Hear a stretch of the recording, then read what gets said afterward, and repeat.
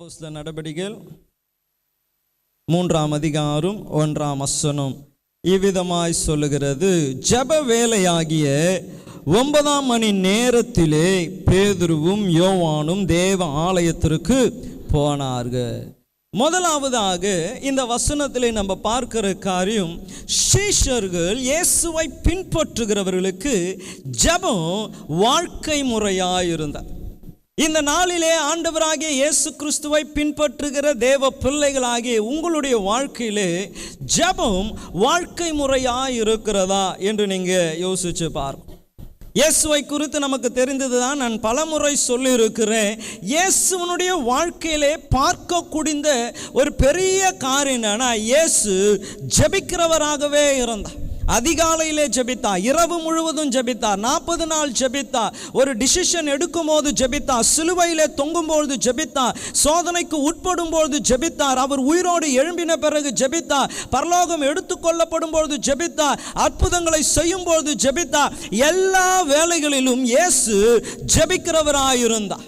அப்ப ஆண்டவராகிய இயேசுவை பின்பற்றுகிற நாம் ஜெபிக்கிறவர்களாய் இருக்க வேண்டும் என்பது தேவனுடைய விருப்பம். ஹல்லேலூயா.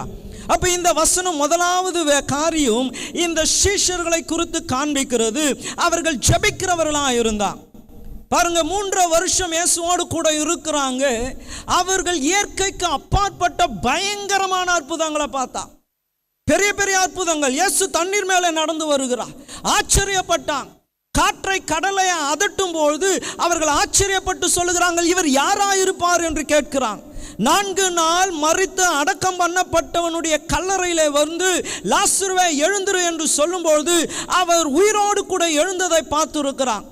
வனாந்திரத்திலே ஒன்றுமில்லாத இடத்திலே 20,000 பேருக்கும் மேற்பட்டவர்களை அவர் போஷித பார்த்திருக்கிறாங்க. அவர்களிடத்திலே இந்த சீஷர்கள் அநேக காரியங்களை கேட்டு இருக்கலாம். என்ன கேட்டு இருந்திருக்கலாம்? ஆண்டவரே, அற்புதம் செய்ய எங்களுக்கு சொல்லிக் கொடுங்க. இவ்வளோ திரளான ஜனங்க இந்த வனாந்திரத்தில் உம்மை தேடி வருகிறாங்களே, நாங்களும் அற்புதம் செய்யணும். இதே போல வியாதியை சுகமாக்கணும், மரித்தோரை உயிரோடு எழுப்பணும், குஷ்டரோகிகளை சொஸ்தப்படுத்தணும், பிசாசை துரத்தணும், அற்புதங்களை செய்கிற வல்லமையை தாங்க சொல்லிக் கொடுங்க என்று சொல்லி இருக்கலாம். இயேசு வாரந்தோறும் தேவாலயத்திலே பிரசங்கம் பண்ணினார். அவர் செய்தியை கேட்க திரளான ஜனங்கள் வனாந்திரத்தில் கூடி வந்தாங்க. சீஷர்கள் கேட்டு இருக்கலாம், ஆண்டவரே, எப்படி பிரசங்கிக்கணும் எங்களுக்கு சொல்லிக் கொடுங்க. நல்ல வார்த்தைகளை எப்படி பேசணும், திறமையா எப்படி பேசணும், எத்தனை குறிப்புகளை வச்சு பேசணும், என்னென்ன வசனங்களை சேர்த்து பேசணும், பிரசங்கம் பண்ண எங்களுக்கு போதித்து தாரும் ஆண்டவரே, ஓமைகளை சொல்ல எங்களுக்கு போதித்து தாரும் ஆண்டவரே என்று கேட்டு இருக்கலாம். ஆனால் சீஷர்கள் இயேசுவினிடத்தில் கேட்டது என்னன்னா, அற்புதத்தை செய்யும்படி அல்ல, பிசாசை துரத்தும்படி அல்ல, பிரசங்கம் பண்ணும்படி அல்ல. இயேசுவினிடத்தில் சீஷர்கள் வந்து கேட்கிறாங்க, ஜெபம் பண்ண எங்களுக்கு கற்றுத்தாரும். ஹல்லேலூயா. அப்ப இந்த சீஷர்கள் இயேசுவினுடைய வாழ்க்கையிலே அவர்கள் இவைகள் எல்லாவற்றுக்கும் பின்பதாய் இயேசுவை இவ்வளவாய் ஜனங்கள் தேடி வர, அவர் இவ்வளவாய் உயர்ந்திருக்க காரணம் என்ன என்பதை சீஷர்கள் கண்டு கொண்டாங்க. என்ன பார்த்தாங்க? இயேசு ஜெபிக்கிறவராய் இருந்தார். இன்று வந்திருக்கிற உங்களையும் நான் உற்சாகப்படுத்துகிறேன். நாமும் இயேசுவை பார்த்து கற்றுக்கொள்ள வேண்டிய ஒரு காரியம் என்ன பண்ணணும்? ஜெபிக்கணும். ஜெபிக்கணும். கடந்த 6 மாதம் எவ்வளோ நேரம் ஜெபம் பண்ணீங்கன்னு தெரியல. இந்த 7ஆவது மாதம் முதல் ஞாயிற்றுக்கிழமை மாலையிலே நீங்கள் இயேசுவின் சீஷர்களாய் இருப்பது உண்மையானால் என்ன பண்ணணும்?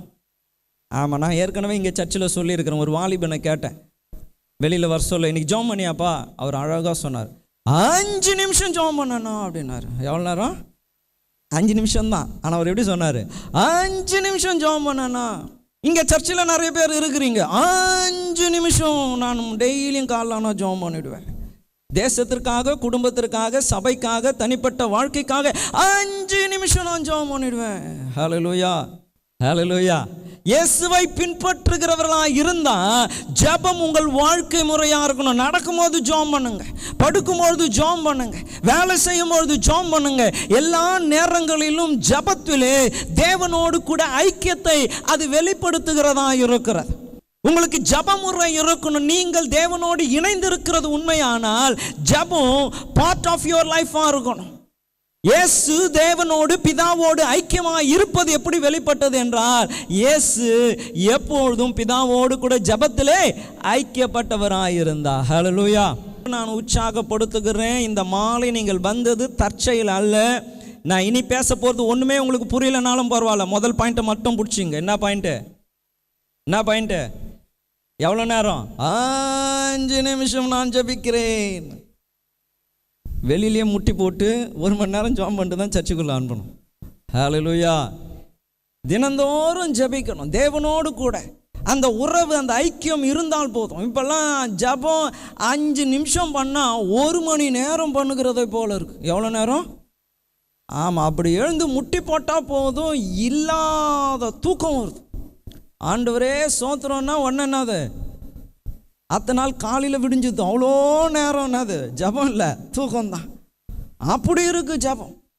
தேவனோடு கூட உறவு இல்லை என்பதை அது காண்பிக்கிறது. தேவனோடு கூட ஐக்கியம் இல்லை என்று காண்பிக்கிறது. இப்போ இவங்க பாருங்க, இயேசு கூட இல்லை. இவங்க புது லீடர்ஸ், ஒரு பெரிய ஒரு ஊழியத்தின் வேலைகளை செய்ய வேண்டியவர்கள். இயேசு செய்தாரு, இப்போ செய்ய வேண்டும் என்று இவர்களுக்கு பொறுப்பு வந்திருக்கிறது. இவர்கள் எப்படிப்பட்டவர்களாக இருந்தாங்க? ஐயோ இயேசு இல்லையே என்றால அவர்கள் ஜெபிக்கிறவர்களாக இருந்தாங்க. இன்றும் உற்சாகப்படுத்துகிறேன், என்ன பண்ணுங்க? ஜெபம் பண்ணிடணும். அதுதான் ஜெபந்தான். இரண்டாவதாக அதே வசனம், ஜெப வேலையாகிய, என்னது ரெண்டாவது சொல்லப்படுகிறது? There is a time to pray. நிறைய பேருக்கு நேரம் கிடைத்தால் ஜெபம், அதனால் என்ன பண்ணதில்லை, நேரம் கிடைக்கிறதே இல்லை. நேரம் கிடைச்சா வேலை முடிட்டும் ஜெபம் பண்ணிடலாம், வேலைக்கு போயிட்டு வந்து ஜெபம் பண்ணிடலாம், பாத்திரம் தொலைக்கிட்டு ஜெபம் பண்ணிடலாம், சமைச்சு வச்சுட்டு ஜெபம் பண்ணிடலாம். இதெல்லாம் பண்ணி முடிக்கும் போது ஜெபத்துக்கு என்ன இல்லை, நேரமே இல்லை. ஆனால் இவர்கள் எப்படி இருந்தாங்கன்னா, ஜெப வேலை வந்தபோது, when the time to pray, அப்ப அவர்களுக்கு என்று ஜெப வேலை என்று ஒரு நேரம் இருந்தது. இன்று வந்திருக்கிற உங்களை நான் உற்சாகப்படுத்துகிறேன், நீங்கள் ஜெபிக்க ஒரு நேரத்தை ஃபிக்ஸ் பண்ணுங்க. இதில் ஸ்பெஷல் டைம் என்னன்னா, காலையில் ஜெபம் பண்ணிங்கன்னா சூப்பராக இருக்கும். அதே போல் லேட் நைட்டு ஜெபம் பண்ணிங்கனாலும் நல்லா இருக்கும். ஏன்னா டிஸ்டர்பன்ஸு ஒன்றுமே இருக்கா. நடுவில் ஏதாச்சும் ஒரு ஃபோன் காலோ ஏதோ ஒன்று, யாராவது வந்து காலிங் பெல் அடிப்பாங்க, பேசுவாங்க, ஏதாச்சும் ஒரு டிஸ்ட்ராக்ஷன் இருக்கும். ஆனால் ஜெபிக்க என்று உங்களுடைய வாழ்க்கையிலே ஒரு டைம் நீங்கள் என்ன பண்ணணும், ஃபிக்ஸ் பண்ணணும். ஒரு டைம் தேவனோடு கூட. வேலைக்கு ஒரு நேரம் இருக்குது, குடும்பத்திற்குன்னு ஒரு நேரம் இருக்குது, செல்ஃபோனுக்குன்னு ஒரு நேரம் இருக்குது, தொலைக்காட்சிக்குன்னு ஒரு நேரம் இருக்குது, இன்டர்நெட்டுக்கு ஒரு நேரம் இருக்குது, உங்களுடைய மற்ற எல்லா வேலைகளையும் செய்ய ஒரு நேரம் இருக்குது. கர்த்தருக்கு என்ன நேரம் பார்த்துக்கலாம் ஐயா, இன்றைக்கி இல்லைன்னா நாளைக்கு சேர்த்து ஜெபம் பண்ண போகிறேன் அப்படி சொல்கிற யாரும் நாளைக்கு ஜெபம் பண்ணவே மாட்டாங்க. சிலர்லாம் இந்த பைபிள் வாசிக்கிறது சொல்லுவாங்க, இன்றைக்கி வாசிக்க முடியல, நாளைக்கு என்ன பண்ணுறேன் சேர்த்து ஒரு அதிகாரம் வாசிக்கிறேன்னா, இன்றைக்கி வாசிச்சிருந்தா வச்சு ஒரு பாதி அதிகாரமாச்சும் முடிச்சிருப்பாங்க. நாளைக்கு வாசிக்க வேண்டியதையும் என்ன பண்ண மாட்டாங்க, வாசிக்க மாட்டாங்க. ஐயோ 2 அதிகமாக ஆயிடுச்சு, 3 அதிகாரம் ஆயிடுச்சு, அப்புறம் பார்த்தா 1 வாரம் கழிச்சு தான் நாமே வரும். ஐயோ நம்ம பைபிள் வாசிக்கணும். நாளைக்கு தள்ளி போடாதீங்க, தேவனோடு கூட செலவிட ஒரு நேரத்தை ஏற்படுத்துங்க. ஹல்லேலூயா, ஹல்லேலூயா. இங்கே 3வது சொல்லப்படுகிறது, 9ஆம் மணி நேரத்திலே பேதுருவும் யோவானும் தேவ ஆலயத்திலே போனாங்க. அப்போ there was a place to pray. இந்து வீடுகளெல்லாம் பார்த்தீங்கன்னா அவங்களுக்கு என்ன இருக்கும், ஒரு அறை வச்சுருப்பாங்க. என்ன அறை? பூஜை அறை. உள்ளே போயிட்டு தான் பெல் அடிக்கிறதும் சரி, சாமி கும்பிட்றதும் சரி, they have a private place. நான் ஒரு முறை என்னுடைய அங்கிளை நான் பார்க்க போனேன். அங்கிளை பார்க்க போல, அவங்களுடைய மாமா சர்ச்சில் பேசுகிறேன். நான் காலையில் ஞாயிற்றுக்கிழமை காலையில் பேசுகிறேன், நைட்டு அதனால் அவங்க வீட்டில் தங்குறேன். நான் தங்குனேன். இன்னும் ஒரு மாமா ரூமுக்கு நான் போனேன். அவர் பார்த்திங்கன்னா ப்ரேயருக்குன்னு ஒரு ரூம் வச்சுருக்கிறார். அவர் படுக்கிறதுக்கு ஒரு ரூம் இருக்குது, but there was a room to pray. ஒரு வசனங்கள் எல்லாம் வச்சுருக்கிறாரு. உள்ளே விஷ் பண்ணலான்னு போனால் தர ஃபுல்லாக பார்த்தா பைபிளுங்க நோட்ஸுங்க எல்லாம் வச்சுட்டு அவர் அப்படியே தரையில் உட்காந்துன்னு ஜெபம் பண்ணின்னு இருக்கிறார். பாருங்கள், ஜெபிக்கிறதுக்கு என்ற ஒரு இடத்த வைத்து இருக்கிறார். நம்ம போகிற சில இடங்க பார்த்திங்கன்னா டிஸ்ட்ராக்ஷன் உள்ள இடம். இன்னாதான் கண்ணை முன்னாலும் ஜெபம் பண்ணவே முடியவே முடியாது. எனக்கு நல்ல ஜெபம் பண்ணுற இடம் இந்த மொட்டை மாடி தான்.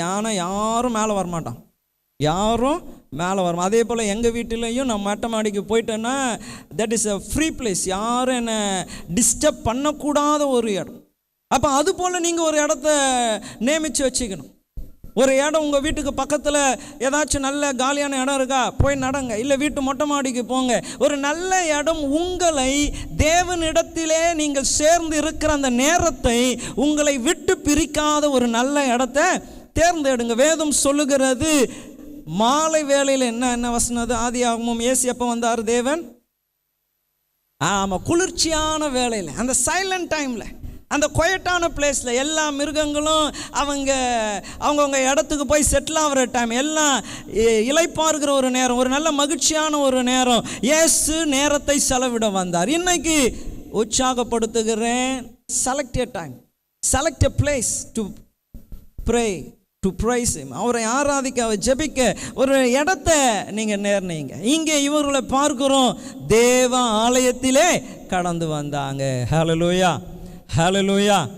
இந்த நாளில் நீங்கள் இன்னைக்கு போனதுமே 3 காரியம் சொல்லிட்டேன். என்னது? 1, ஜெபிக்கணும். 2வது, ஜெபத்துக்குன்னு ஒரு நேரத்தை ஃபிக்ஸ் பண்ணணும். 3வது, ஜெபிக்கிறதுக்குன்னு ஒரு பிளேஸையும் ஃபிக்ஸ் பண்ணணும். நீங்கள் ஜெபித்து பாருங்க, கர்த்தர் பெரிய காரியங்களை செய்வார். ஹல்லேலூயா. அதே வசனத்திலே இன்னும் ஒன்று சொல்லப்படுகிறது, பேதுருவும் யோவானும். ஜெபத்திலே தேவன் விரும்புகிற இன்னும் ஒரு காரியம், இருவர் ஒருமனப்படணும். They came together to pray. அவர்கள் இருவரும், பேதுருவும் யோவானும், தேவாலயத்திற்கு ஏன் போகிறாங்க? அங்கே போயிட்டு கதை பேசுறதுக்கு அல்ல, அங்கே இருக்கிற சபையில் இருக்கிற விசுவாசிகளை குறை பேச அல்ல. அவர்கள் சபைக்கு கூடி வர ஒரு காரணம் இருந்தது. என்ன காரணம்? ஜெபிக்கும்படியாய் கூடி வருகிறாங்க. இன்னைக்கு கூடி ஜெபிக்கிற அந்த பழக்கம் சபைகளிலே இல்லை. சபைகளிலே முன்னாடி எனக்கு பழைய சபை தான் அடிக்கடி ஞாபகம் வருது. செயின் ப்ரேயர்லாம் நடக்கும். அப்படியே 2 மணி நேரம், 1 மணி நேரத்துக்கு 1 மணி நேரம் 2 பேர் கூடி வந்து சபையில் ஜெபிப்பான். வீடுகளில் ஜெபிக்கிறது இல்லை, சபையில் கூடி வந்து ஜெபிப்பாங்க. 8லேருந்து 9 ஒருத்தர் ஜெபம் பண்ணுறாங்கன்னா 9லேருந்து 10 2 சகோதரர்கள் வருவாங்க.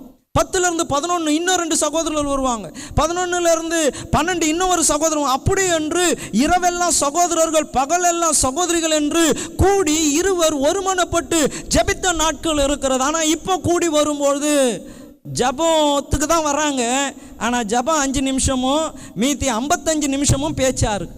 இப்போது ஒரு வசனத்தை வாசிப்போம் அப்படின்றாங்க, அப்புறம் வசனத்துக்கு வியாக்கியானம் சொல்கிறாங்க. இவங்க ஒரு கருத்து, அவங்க ஒரு கருத்து, எல்லாம் பேசி முடித்து ஜபத்தை ஒரே லைனில் என்ன பண்ணிடுறாங்க? ஹல்லேலூயா. நீங்கள் ஏன் கூடி வருகிறீங்க? அப்போ பாருங்க, இங்கே இந்த ஒரே வசனத்தில் அந்த ஜபத்தினுடைய பிரதானத்தை காண்பிக்கிறது. வேதம் சொல்லுகிறது, எங்கே இருவர் ஒருமனப்பட்டு எவைகளை கேட்டாலும் தேவன் அதை கொடுப்பேன் என்று வாக்கு பண்ணியிருக்கு. அப்ப இருமனம் ஒன்றுபடணும். தேசத்திற்காக இருமனம் ஒன்றுபடணும், சபைக்காக இருமனம் ஒன்றுபடணும். நம்ம கூடி வருகிறோம், பல காரியங்கள் இருக்கு பேச, ஆனால் ஜபத்திலே நாம் ஒருமனப்பட்டா பரலோகத்தில் இருக்கிறவர் ஆமேன் என்று மாத்திரம் தான் சொல்ல முடியும். ஹல்லேலூயா, ஹல்லேலூயா. இன்று உங்களை உற்சாகப்படுத்துகிறேன். Have a companion to pray with you.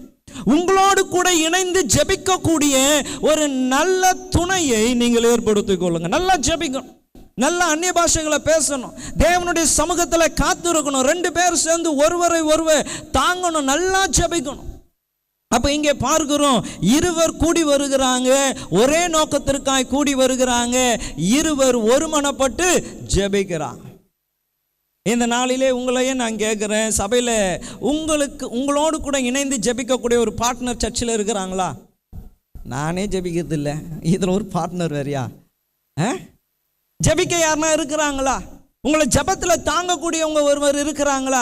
நீங்கள் சோர்ந்து போனால், இப்போ நீங்கள் ஜெபம் பண்ணுங்க ஒரு குறிப்புக்கு, நீங்கள் ஜெபம் பண்ணுங்க ஒரு குறிப்புக்கு, நான் ஒரு குறிப்பு, நீங்கள் ஒரு குறிப்பு, மாறி மாறி அட்லீஸ்ட் குறைந்தது ஒரு அரை மணி நேரம், ஒரு 45 நிமிஷம், ஒரு 1 மணி நேரம் கூடி ஜெபிக்கக்கூடிய ஒரு தேவ ஆவி நிறைந்த ஒருவர் சபையிலே உங்களுக்கு துணை இருக்கிறாங்களா?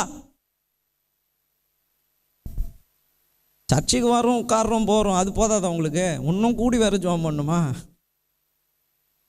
ஆனால் பாருங்க, கூடி ஜெபித்ததினால் இன்னும் அந்த அதிகாரத்தை பார்ப்பீர்கள் என்றால் பெரிய காரியம் அவர்களை கொண்டு தேவன் செய்தார். திரளான ஜனங்கள் இயேசு வண்டையிலே அவர்கள் வருவதற்கு காரணமாக இருந்தது. அங்கே இருக்கிற உயர் அதிகாரிகள் இவர்களை கூப்பிட்டு இவர்கள் சொல்லுகிறதை கேட்க செவி கொடுத்தார். ஒவ்வொரு நாளும் சபையிலே ஆட்கள் சேர்க்கப்பட்டு கொண்டே இருந்தாங்க. காரணம் என்னன்னா, 2 பேர் ஒருமனப்பட்டு ஒரு நேரத்திலே ஒரு இடத்திலே அவர்கள் கூடி வந்து ஜெபித்ததினால தேவன் இந்த நாளிலும் வந்திருக்கிற உங்களை உற்சாகப்படுத்துகிறார். இந்த 7ஆம் மாசத்தை ஒரு ஜெபத்தின் மாசமா நீங்க மாற்றிக்கொள்ளுங்க. ஜெபிக்கணும். இந்த காலம் பொல்லாத காலம். நான் இங்கே சொன்னேன்னு நினைக்கிறேன், சொன்னேன்னா இல்லையான்னு தெரியல. அந்த பழையனூர் ஸ்டோரி சொன்னாங்கன்னா உங்ககிட்ட 7வது 8வது படிக்கிற பசங்க, நாங்கள் அருள்மணி அக்காவை பார்க்க நாங்கள் போயிருந்தோம்.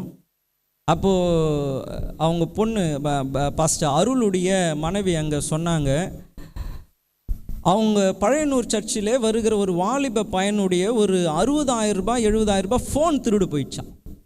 அப்போ அந்த ஃபோன் திருடு போயிடுச்சே என்று சொல்லி அவங்க போலீஸ் ஸ்டேஷனில் கம்ப்ளைண்ட் கொடுத்தா, அந்த போலீஸுங்க அதை கண்டுபிடிக்கும் பொழுது அது ரிச்சி ஸ்ட்ரீட்டில் இருக்குன்னு தெரிஞ்சு அங்கே போனால் அந்த ஃபோன் இருக்கும். உனக்கு யார்ப்பா கொடுத்ததுன்னு கேட்டால் ஒரு 2 பசங்க வந்து விற்றாங்க, 40,000 ரூபாய் வாங்கிட்டு போனாங்க அப்படின்னு. அப்போ யார் அந்த பசங்க என்னன்னு கேட்டால் அவர் சொன்னார், ரொம்ப சின்ன பிள்ளைங்களாக இருக்கிறாங்க, அதனால் ஆதார் இதெல்லாம் நான் டீட்டெயிலெலாம் நான் வாங்கிக்கினேன் அப்படின்று அந்த டீட்டெயிலை கொடுத்தாங்க. அந்த டீட்டெயிலை பார்த்து அந்த பிள்ளைகளை பிடிச்சா பசங்க 7வது படிக்கிற பசங்க 60,000 ரூபாய் ஃபோனை திருடி 40,000 ரூபாய்க்கு சென்னையில் போய் விற்றுட்டு வந்துக்கிறாங்க. எத்தனாவது வயசு? 7வது 8வது படிக்கிற பசங்கன்னா என்ன வயசு அப்பா? ஆமாம், 13 14 வயசு பசங்க. எவ்வளோ பெரிய வேலை. அப்போது அந்த போலீஸ்காரர் கேட்டாராம், 40,000 ரூபாய் உனக்கு என்னத்துக்குடா? இவ்வளோண்டு வயசு 7வது 8வது படிக்கிற உனக்கு 40,000 ரூபாய் என்னத்துக்குன்னு கேட்டான். அவன் சொன்னதை கேட்டு, அவங்க சொன்னதை கேட்டு எனக்கு ஆச்சரியமாக இருந்துச்சு. போதை வஸ்துக்களை வாங்கிறதுக்கு. அப்போ அவங்கள கேட்டதுமே இருக்கிற பிள்ளைங்களை 10th 11th 12th இருக்கிற பிள்ளைங்க ஏறக்குறைய 9 7 8 பேரை பிடிச்சாங்க என்று அவங்க சொன்னாங்க. எங்கே நடக்குது இது? எங்கேயோ நடக்கலை. ஏன் நடக்குது இது தெரியுங்களா? நீங்கள் ஜெபிக்கல. நீங்கள் ஆண்டவராகிய இயேசு கிறிஸ்து காண்பித்த வழியின்படி தேசத்திற்காக ஜெபிக்கல. நீங்க அதற்கென்று ஒரு நேரத்தை குறிப்பிடலை, அதற்கென்று ஒரு இடத்தை குறிப்பிடலை. நீங்கள் இருவர் ஒருமனப்பட்டு இந்த தேசத்தில் இருக்கிற பிள்ளைகளுக்காக ஜெபிக்காததினாலே பிள்ளைகளுடைய வாழ்க்கை சீர்கெட்டு போகிறது. காரணம் பிள்ளைகள் இல்லை, அவர்களை வஞ்சிக்கிற ஒரு ஆவி இருக்கிறது. தெரியாத ஒரு சத்துரு செயல்பட்டு கொண்டு இருக்கிறான். ஆனால் நமக்கு தெரியுமே அந்த சத்துருவை நமக்கு தெரியும். அவங்களுக்கு தெரியல, வஞ்சிக்கப்படுகிறாங்க. கொஞ்ச நேரம் இன்பத்திற்காக அவளுடைய வாழ்க்கையை அழித்து கொண்டு இருக்கிறாங்க. ஆனால் நமக்கு தெரிந்தும் நம்ம என்ன பண்றோம்? பேருக்கு கிறிஸ்தவர்களாக இருக்கிறோம். எப்படி இருக்கிறோம்? பேருக்கு நீங்களாம் யாரு? ஆனால் கிறிஸ்துவை போல என்ன பண்ணுறது இல்லை, ஜெபிக்கிறது இல்லை. ஏன் இப்படிப்பட்ட பாவங்கள் தேசத்தில் வருது? இப்போ செய்தியாக பாருங்களேன், கொலை செய்கிறவன்லாம் என்ன வயசில் இருக்கிறான்? 17 18 19 ஒரு குழந்தைய கடத்தின் போய் கொலை பண்ணி இருக்கிறான். ஏன் இப்படிப்பட்ட காரியம்? ஜெபிக்க வேண்டிய நாம் ஜெபிக்கல. வேதம் அதுதான் சொல்கிறது, என் ஜனம் தன்னை தாழ்த்தி தங்களுடைய பொல்லாத வழியை விட்டு என் முகத்தை தேடினால் அப்பொழுது தேசத்திற்கு சேமத்தை கொண்டு வருவேன். ஆனால் நம்ம என்ன பண்ணல, வந்தோமா இன்னைக்கு சர்ச்சு முடிஞ்சிச்சா, ஒரு பிரெட்டையும் கொஞ்சம் திராட்சை ரசையும் சாப்பிட்டு அப்பா இன்னைக்கு வேலை முடிஞ்சிச்சு, இதோட என்னைக்கு தான் வேலை. ஆமாம், ஒருத்தர் அழகாக சொன்னார், நான் ஒருத்தருக்கு ஃபோன் பண்ணேன், அவங்க என்னன்னா பார்ட் டைம் கிறிஸ்தவர் அப்படின்னாரு. என்ன கிறிஸ்தவரா? பார்ட் டைம் கிறிஸ்தவர். நான் ஃபோன் பண்ணது தான் அவர் உடனே அந்த லேடி கெட்ட வார்த்தையிலே பேசிட்டான். யார் நீ? உனக்கு யார் இந்த நம்பரை குத்துது? உடனே அவர் சொன்னாங்களாம், நான் சர்ச்சில் இருந்து பேசுகிறேன். பிரைஸ் தி லார்ட் பிரதர் அப்படின்னாங்களாம். அவர் சொல்லிட்டு சொன்னார், அவங்க அன்னைக்கு பார்ட் டைம் கிறிஸ்தவர்கள் அன்னைக்கு வந்து சர்ச்சுக்கு லீவு போலகுது, அதான் கெட்ட வார்த்தையில் பேசினாங்க. அப்போ பாருங்க, நிறைய பேர் சர்ச்சில் அப்படி தான் இருக்கிறான். சபைக்குள்ளே பரிசுத்தவான்கள், சபைக்கு வெளியில எப்படி இருக்கிறீங்க? ஏன் அப்படி இருக்கிறீர்கள் என்றால் ஜப வாழ்க்கையில் என்ன பண்ணல, இல்லை, தேவனோட ஐக்கியம் இல்லை என்று நான் உங்களை உற்சாகப்படுத்துகிறேன், ஜெபிக்கும்படி உற்சாகப்படுத்துகிறேன். இரண்டாவதாக 3 4 வசனங்களை வாசிப்போம் என்றால், தேவ ஆலயத்தில் பிரவேசிக்க போகிற பேதுருவையும் யோவானையும் அவன் கண்டு பிச்சை கேட்டான். பேதுருவும் யோவானும் அவனை உற்று பார்த்து எங்களை நோக்கி பாரும் என்றார்கள். பாருங்க, இரண்டாவதாக 4 சொல்லிட்டேன். 5ஆவதாக சொல்ல விரும்புகிற காரியம், we need to be available for God's work. தேவனுடைய வேலைக்கு நம்மை ஆயத்தமாய் வைத்துக் கொள்ளணும். அவங்க ஜப வேலைக்கு தான் போகிறாங்க, ஆனால் ஒரு வாய்ப்பு கிடைச்சது, அவங்க விட மனசு இல்லை. அவன் கேட்கிறவன் விசுவாசத்துல கேட்கல. இவர்கள் 2 பேரும் ஊழியக்காரன் அவனுக்கு தெரியாது. இப்பொழுது அவங்கள கேட்டா நான் என்னை எழுப்பி நடக்க வைப்பாங்கன்னு அவங்களுக்கு தெரியாது. அவன் ஏதாட்சமாய் பேசுகிறான், சாதாரணமாய் பேசுகிறான். அவனுடைய எதிர்பார்ப்பு அவர்களிடத்திலிருந்து பணம் கிடைக்கும் என்ற எதிர்பார்ப்பு.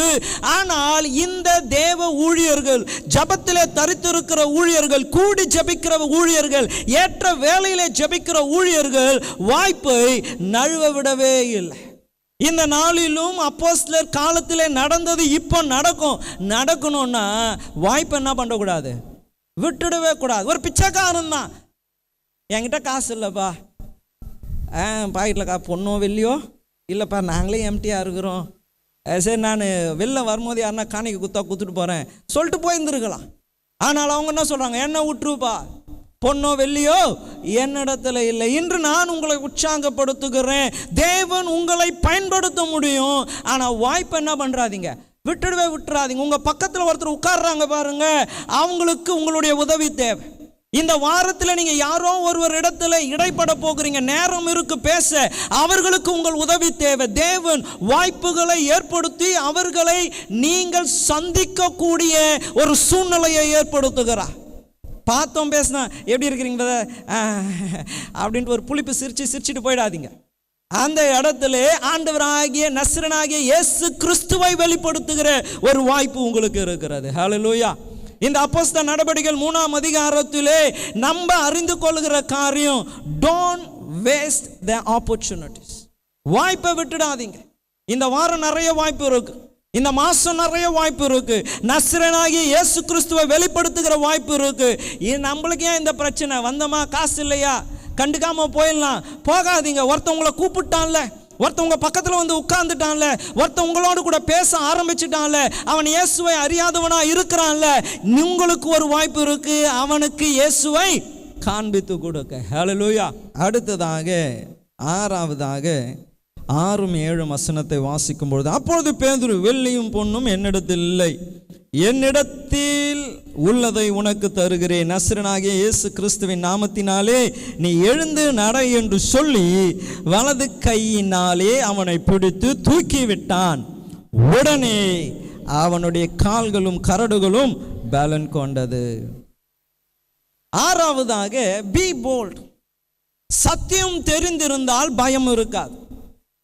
அதனால நம்ம தைரியமா பேசலாம். ஏன் தைரியமா பேசலாம்னா, நம்மளுக்கு தெரியும் உனக்குள்ளே இருக்கிறது என்ன என்று. you know நசரேயனாகிய இயேசு கிறிஸ்து இருப்பாரு என்றால் அவர் சூழ்நிலைகளை மாற்றுவார்.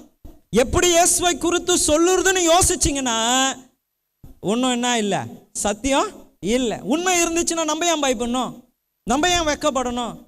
இந்தியா தேசத்திலே இந்த நாட்களிலே உலக ரிசர்ச்சர்ஸ் சொல்றாங்க, இந்தியா தேசத்திலே கிறிஸ்தவர்களுக்கு விரோதமான அந்த செயல்கள் அதிகமாக இருக்குன்னு சொல்றாங்க. அது அப்படியே அதிகரித்து இருக்கு. சபைகளை உடைக்கிறது, கிறிஸ்தவர்களை உபத்திரவப்படுத்துகிறது, இப்படிப்பட்ட காரியம் அதிகரித்து இருக்கு. அதனால சுவிசேஷம் குறைஞ்சு போயிடுச்சா? இல்லை. அடிச்சாலும் பேசுவோம். ஏன் பேசுவோம்? சத்தியம் இதுதான், வேற சத்தியம் இல்லை. 1008 கதைகளை 1000 பேர் சொன்னாலும் ஒரே ஒரு சத்தியம்தான், இயேசு ஒருவரே வழியும் சத்தியமும் ஜீவனுமாய் இருக்கிறார், அவரை அன்றி வேறே வழி இல்லை. நம்ம ஏன் பயப்படணும், நம்ம ஏன் வெட்கப்படணும்? அப்ப பாருங்க, இந்த சீஷர்கள் அவங்க நசரேயனாகிய இயேசு கிறிஸ்துவின் நாமத்தினால எழுந்து நட, கர்த்தர் உன்னை ஆசீர்வதிப்பார், அவங்க கூட இருக்கிறார். அதோட கூட முடிக்கல, அவனுடைய வலது கரத்தை பிடித்து அவனை என்ன பண்ணாங்க, தூக்கி விட்டான். உடனே அங்க வேதம் சொல்லுகிறது 8ஆம் வசனம், அவன் குதித்து எழுந்து நின்று நடந்து குதித்து தேவனை துதித்து கொண்டு அவர்களோடு கூட தேவாலயத்திற்குள்ளே பிரவேசித்தான். இந்த நாளிலும் வந்திருக்கிற உங்களை உற்சாகப்படுத்துகிற, be bold for Jesus. கர்த்தரின் பட்சத்தில் இருக்கிற மனுஷன் எனக்கு என்ன செய்வான்? வேதம் சொல்லுகிறது இயேசுவினுடைய நேரம் வரல, அதனால ஒருத்தனும் கையை வைக்கல. ஒருத்தவங்க மேல கையை வைக்கணும்னா கூட நேரம் வந்தாதான் வைக்க முடியும். ஹல்லேலூயா. போன வாக்குத்தத்த ஆராதனையில் நான் சொன்னேன் பாருங்க, எகிப்தை ஆளுகிறவன் பார்வோன் என்று அவனுக்கு தான் எண்ணம். ஆனா பார்வோன் எகிப்த ஆளல, ராஜரீகம் பண்ணுகிற ஒரு தேவன் இருக்கிறார். ஹல்லேலூயா. பார்வோனுக்கு எண்ணம், நான் நினைச்சா இதை செஞ்சிடுவேன், நான் தான் ராஜா, நான் தான் அரசன் என்று அவன் நினைச்சான். ஆனால் ஒவ்வொரு அற்புதங்களும் தேசத்துல கஷ்டம் வரும்போது அவன் ஆசைப்பட்டா கூட இஸ்ரவேல் ஜனங்களை எகிப்திலிருந்து அனுப்ப முடியாது. மிருக ஜீவன்லாம் அழிந்து போகுது. ஐயோ இவன் போனா நல்லா இருக்கும், ஆனா இவனால அனுப்ப முடியாது. இவன் சரீரத்துல எல்லாம் கொப்பளம் வருது, இவ்வளோ வேதனைப்படுத்துறாங்களே, இவங்களெல்லாம் அமிச்சிடலாம் நினைச்சா அனுப்ப முடியாது. குடிக்க தண்ணி இல்ல, ரத்தமா மாறிடுச்சு, இவ்வளோ கஷ்டப்படுறமே, இவங்களை அனுப்பலாம் நினைச்சா அனுப்ப முடியாது. ஏன்னா தேவன் அவன் இருதயத்தை கடினப்படுத்தி இருந்தான். பேருக்கு தான் அவன் மேல உட்கார்ந்து இருக்கிறான், ஆனா அவனுக்கு அதிகாரம் இல்லை. ஹல்லேலூயா. இன்னைக்கும் வேதம் அதுதான் சொல்லுகிறது. மத்தேயு சுவிசேஷம் 24 அதிகாரம் 1 வசனம், உலகமும் அது நிறைவும் உலகத்தின் குடிகளும் கர்த்தருடையவர்களாய் இருக்கிறாங்க. ஹல்லேலூயா. இன்னைக்கு ராஜரீகம் பண்ணுகிறவர் கர்த்தரானபடினாலே, அவர் ஆளுகை செய்கிறபடினாலே, உலகத்தில் இருக்கிறவனை காட்டிலும் உங்களுக்குள் இருக்கிறவர் பெரியவராய் இருக்கிறபடினாலே என்ன பண்ணாதீங்க, பக்கத்தில் இருக்கவங்கள பார்த்து சொல்லுங்களேன், ஏன் இது சொல்லுங்க, பக்கத்தில் பார்த்து, ஏன் என்னது இதுக்கெல்லாம் பயப்படலாமா? இதுக்கெல்லாம் பயப்படலாமா? நீங்க மீன் வாயில காசுக்குது, வலைய ஆழத்தில் போட்டால் மீன் இருக்கு. 5 அப்பம் 2 மீன் ஒரு ஜபத்தில் என்ன பண்ணுது? 5000 ஆண்கள் மட்டும் சாப்பிட்றதுக்கு இருக்கு. இயேசுவனுடைய ஒரு வார்த்தை காற்றையும் கடலையும் அதை நிற்க செய்கிறது. வனாந்திரத்தில் 20 லட்சம் பேரை போஷிக்கக்கூடிய காடைகளை கர்த்தர் அனுப்பக்கூடியவராக இருக்க. இதுக்கு போய் ஆஃப்டர் ஆல் இதற்கு போய் தண்ணி தானே இல்லை, பாறையை பார்த்து பேசினா தண்ணி வரப்போகுது. கசப்பா இருக்கா, ஒரு மரத்தை வெட்டி தண்ணியில் போட்டால் இனிப்பா மதுரமாக மாறப்போகுது. எதுக்கா? என்ன பிரச்சனை உங்களுக்கு? என்ன பிரச்சனை உங்களுக்கு? இதுக்கா பயந்து நிற்கிறீங்க? இதுக்கா பயந்து நிற்கிறீங்க? இந்த நாளிலே இந்த அதிகாரத்தை வாசிக்கும் பொழுது உங்களுக்கு தெரியணும், பேதுரும் யோவானும் பேதைகள், படிப்பறிவில்லாதவங்க. ஆனால் அவர்கள் தேவன் யார் என்று அறிந்ததினாலே வலக்கரத்தை பிடித்து தூக்கி விட்டு நசரனாகிய இயேசு கிறிஸ்துவின் நாமத்தினாலே எழுந்து நட என்று சொன்னபோது தேவனுடைய வல்லமை வெளிப்பட்டது. Hallelujah, hallelujah. உங்களை உற்சாகப்படுத்துகிறேன். Don't be afraid, be bold. கடைசியாக அவங்களுடைய வாழ்க்கையின் மையமே எதுன்னா இயேசு தான். வாசிப்பீர்கள் என்றால் 12ஆம் வசனம், பேதுரு அதை கண்டு ஜனங்களை நோக்கி, இஸ்ரவேலரே, இதை குறித்து நீங்கள் ஆச்சரியப்படுவது என்ன? நாங்கள் எங்கள் சுய சக்தினாலாவது எங்கள் சுய பக்தினாலாவது இவைகளை நடப்பிக்க பண்ணினோம் என்று நீங்கள் எங்களை நோக்கி பார்க்கிறது என்ன? ஒரு அற்புதம் நடந்துட்டா போதும், அதுவும் என் மூலியமா நடந்துட்டா போதும். வாட்ஸ்அப்பு, ஃபேஸ்புக்கு, யூடியூபு, எல்லா சோஷியல் மீடியாவிலும் கர்த்தர் என் ஜெபத்தை கேட்டார். ஒரு ஃபோட்டோ எடுத்து போட்டுடலாம், அப்படியே 4 சாட்சியம் கீழே போட்டுடலாம். அற்புத சுகமளிக்கும் வரம் பெற்ற போதக ஜோயல் அவர்கள். ஆனால் இவங்க பாருங்க, எழுப்பி நடத்துட்டாங்க.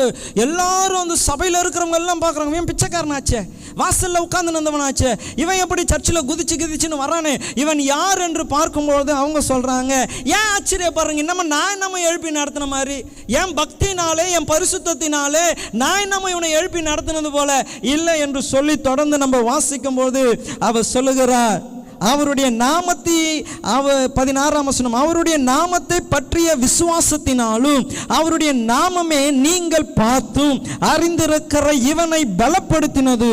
அவராலே உண்டாகிய விசுவாசம் உங்க எல்லாருக்கும் முன்பதாக இந்த சர்வாங்க சுகத்தை இவனுக்கு கொடுத்தது. ஹல்லேலூயா, ஹல்லேலூயா. நம்மளுடைய வாழ்க்கையினுடைய சென்டர், நம்மளுடைய பேச்சினுடைய சென்டர், நம்மளுடைய எல்லா கிரியைகளுடைய சென்டர் யாருன்னா இயேசுவாக மாத்திரம்தான் இருக்கணும். நான் ஏன் இப்படி உயர்ந்திருக்கிறேன், நான் ஏன் இந்த ஸ்தானத்தில் இருக்கிறேன், நான் ஏன் என்று ஒரு காரணம் இருக்கும் என்றால் எப்பயுமே யாரை தான் கை காமிச்சு விடணும்?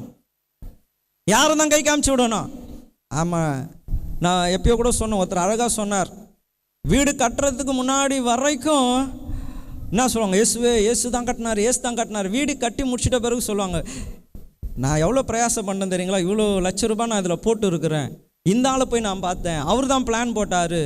கட்டுறதுக்கு முன்னாடி வரைக்கும் தேவனை தேடுறாங்க, கட்டி முடிச்சிட்ட பிறகு சாட்சியெல்லாம் என்ன தான் வந்தது, நான் தான். ஆனால் இங்கே அவங்க சொல்கிறாங்க பெரிய அற்புதம். ஏன்னா அந்த அற்புதம் எவ்வளோ பெருசுன்னா அங்கே இருக்கிற ஆசாரியர்களால் கூட நம்ப முடியல. இவனை கூப்பிட்டு கேட்குறாங்க, அவங்க அப்பாவை கூப்பிட்டு கேட்குறாங்க, இவன் பறவையிலேருந்து இப்படி தானா, இவன் முடவன் தானா, இல்லை இவனுக்கு வேற யாருன்னா அண்ணன் தம்பிங்க இருக்கிறாங்களா, எவ்வளோ டீட்டெயில் கேட்குறாங்க பாருங்க. இவன் இப்படி தான் இருந்தானா, இவன் எப்படி எழுந்து நடந்தான், அவங்க அப்பா அம்மாவை கூப்பிட்டு கேட்குறாங்க, எல்லாரையும் கூப்பிட்டு எப்படி எல்லாருக்கும் ஆச்சரியம். ஏன்னா இது சாத்தியமற்றது. ஆனால் சாத்தியமற்றதை தேவன் செய்தபோது அதை அவர்களுடைய பேருக்காக அவர்கள் மாற்றிக்கொள்ளல. அந்த இடத்திலும் அவர்கள் யாரை உயர்த்தி காண்பிக்கிறாங்க, இயேசுவை உயர்த்தி காண்பிக்கிறாங்க. ஹல்லேலூயா. வந்திருக்கிற உங்களை உற்சாகப்படுத்துகிறேன், இன்னைக்கு நல்லா இருக்கிறீங்க. இருக்கிறதுக்கு காரணம் இயேசு மாத்திரம்தான். ஒவ்வொரு சுவாசமும் இயேசுவனால மாத்திரம்தான். பாருங்க, ஒவ்வொரு சுவாசத்திலையும் பல கிருமிகள் இங்கே தான் போயினுக்குது. காற்றுல பல கிருமிகள் இருக்கு. அது பலவிதமான வியாதிகள் சுத்திக்கினே தான் இருக்கு. அது டெங்கு போகலாம், அப்புறம் என்ன இருக்கு, கொரோனா போகலாம், வேற என்ன இருக்கு சொல்லுங்க. வியாதிலாம் தெரிஞ்சவங்க தான் நீங்க சொல்லுங்க. டிபி போகலாம், அப்புறம் எல்லாம் இப்படியே தான் போயினுக்குது. ஆனால் சுவாசிக்கிறதுல நம்ம மூக்குக்குள்ளே எது போக மாட்டேங்குது, டிவியும் போக மாட்டேங்குது, கொரோனாவும் போக மாட்டேங்குது, டெங்கும் போக மாட்டேங்குது. ஏன் போக மாட்டேங்குது? the center why we are in good health, நம்ம நல்லா சுகத்தோடு இருக்க ஒரு காரணம் தான் இயேசு மாத்திரம்தான். வெக்கப்பட்டு போகாமல் இருக்க காரணம் இயேசு மாத்திரம்தான். நம்ம தலையை நிமிர செய்திருக்க காரணம் இயேசு மாத்திரம்தான். யார்கிட்டையும் கையேந்தி நிற்காம இருக்க காரணம் இயேசு மாத்திரம்தான். இன்னைக்கு நம்ம எந்த சூழ்நிலையாக இருந்தாலும் உங்களை உற்சாகப்படுத்துகிறேன். Make Jesus centre of your testimony, your life. உங்கள் வாழ்க்கையினுடைய மையம் இயேசுவாக இருக்கட்டும், உங்கள் சாட்சியினுடைய மையம் இயேசுவாக இருக்கட்டும், உங்கள் பேச்சினுடைய மையம் இயேசுவாக இருக்கட்டும். உங்கள் வாழ்க்கையில் இருக்கிற எல்லாவற்றின் மையமும் சுயத்தை எடுத்துக்காதீங்க. நான் தான் இவ்வளோ கஷ்டப்பட்டேன், இந்த வேலையிலேருந்து அந்த வேலைக்கு என்ன அனுப்பிச்சாங்க, அங்கே இவ்வளோ தான் சம்பளம் கொடுத்தாங்க, நான் உடனே இவரை போய் பார்த்தேன், இவர் இது லெட்ரு கொடுத்தாரு. இதெல்லாம் ஒன்றும் இல்லை. மையம் ஒருவர் தான், இயேசு மாத்திரம் தான்.